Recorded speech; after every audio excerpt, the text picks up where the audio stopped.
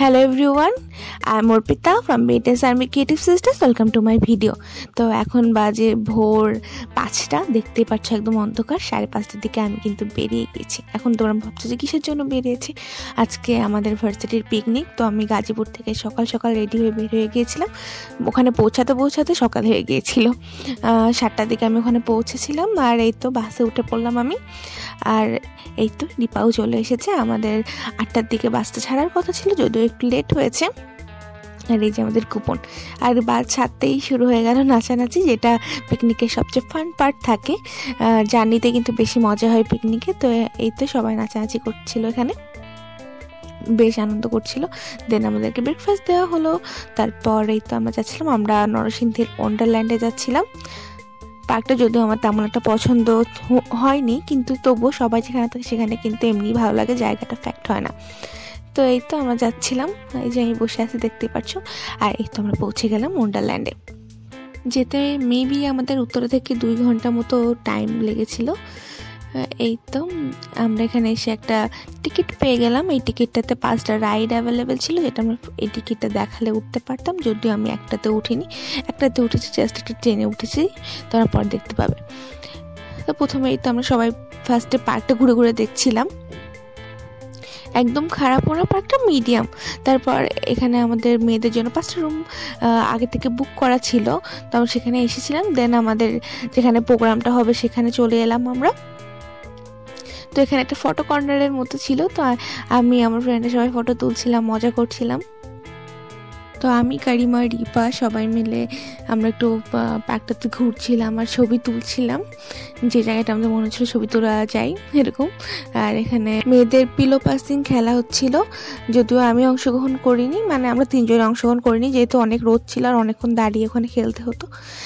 এই তো তারপর আমরা একটা নিরিবিলি জায়গা পেলাম, যেখানে আমরা একটু আরামে বসতে পারবো আর ছবিও তুলতে পারবো। তো আমরা এখানে বসে বসে অনেকক্ষণ আড্ডা দিয়েছিলাম। এই তো দেখতে পাচ্ছ আমরা সবাই মিলে একটু আড্ডা দিচ্ছিলাম, এই জায়গাটা একটু নিরিবিলি ছিল। তারপর আমরা আবারও চলে এলাম, এখানে নাচ গান হচ্ছিল সেটা দেখতে।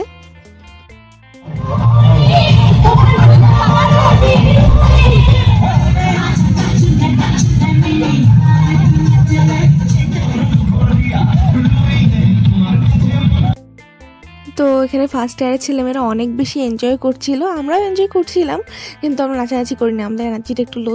তো যাই হোক, প্রথমে আমি বলেছিলাম যে একটা রাইডে আমরা উঠেছি, সেটা হলো এই ট্রেনটাতে, যেটা আমাদের পার্কটা একটু ঘুরিয়ে দেখিয়েছে। It's not bad. যাই হোক, তো আমরা একটু ট্রেনে ঘুরলাম, একটা বাচ্চাদের রাইডের মতো বলতে পারো।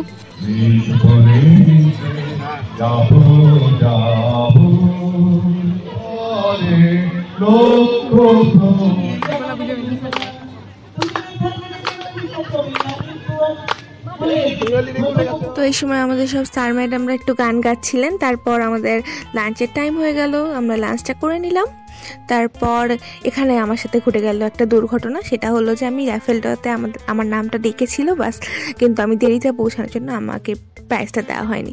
এখন যিনি কবিতা আবৃত্তি করছেন সে হলো আমার সবচেয়ে পছন্দের, আমার প্রথম ইউনিভার্সিটিতে আসার পর আমার প্রথম আর্ট টিচার। তার ধারা প্রবাহের বদৌলতে আমি প্রাণ সঞ্চারী মানুষ, মানবী। আমি সে হৃদয় দিয়ে অনুভব করতে পারি তোমার উষ্ণতাকে, ভালোবাসাবাসী খেলা খেলতে পারি। বাম পাশের সুস্থ হৃদয় আমাকে বস্তু হতে দেয়নি। আবার দেখো গাণিতিক শূন্যটাকে, তার বাম পাশে একটা 1 থাকলে তবেই তার মানে হয়। তারপর শুরু হলো ডিজে পার্টি, যেটা সবাই অনেক বেশি এনজয় করছিল।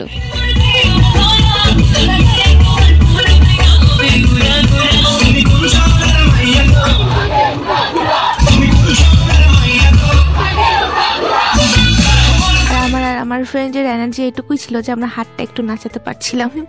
তো আমরা বসে বসে এনজয় করছিলাম পুরা ডিজে পার্টিটা। এখন আমরা সবাই পার্ক থেকে বের হচ্ছিলাম, আমাদের যাওয়ার টাইম হয়ে গিয়েছিল, তখন অলরেডি 5:30 বাজে। তো এই তো আমি আর আমার ফ্রেন্ড রিং চিপসগুলো বাচ্চাদের মতো করে খাচ্ছিলাম। আর এই তো আবার আমাদের নাচা গানা শুরু হয়ে গেল।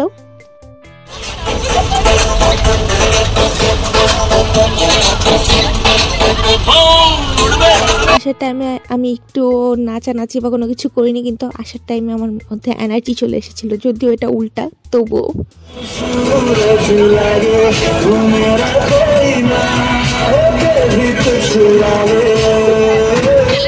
গাজীপুরে এসে আমার দিদি আর মা ওয়েট করছিল আমার জন্য, দেন আমাকে নিয়ে গাজীপুরে গিয়েছিল তারা। ওই দিন আমার বাসায় যেতে যেতে প্রায় 11:30 বেজে গিয়েছিল, অনেক রাত হয়ে গিয়েছিল, কিন্তু আমার সমস্যা নেই কারণ দিদি আর মা ছিল আমার সাথে। I hope you all like the video. If you like, please share and subscribe. Love you all.